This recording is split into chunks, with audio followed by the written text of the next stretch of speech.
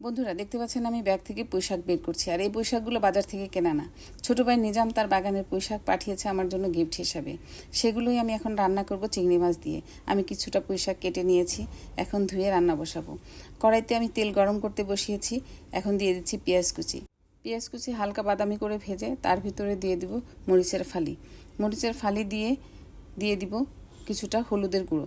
হলুদ গুঁড়ো দিয়ে একটু পানি দিয়ে নেড়ে চেড়ে একটু কষিয়ে নেব।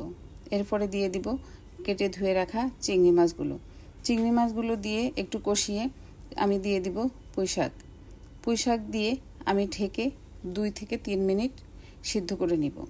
এর বেশি সিদ্ধ করব না, তাতে পুঁইশাকের রং পরিবর্তন হয়ে যাবে। 2 মিনিট পরে আমি পুঁইশাকগুলোকে উপর নিচ করে মিলিয়ে দিচ্ছি, যাতে তেল মশলা পুঁইশাকের সাথে লাগে। আবার আমি ঢাকা দিয়ে দিলাম 2 মিনিটের জন্য। 2 মিনিট পর ফিরে আসলাম, আমার পুঁইশাক অলরেডি রান্না হয়ে গেছে। উপর থেকে একটু জিরের গুঁড়ো ছড়িয়ে দিয়ে নামিয়ে নিচ্ছি। তৈরি হয়ে গেল আমার পুঁইশাক চিংড়ির তরকারি।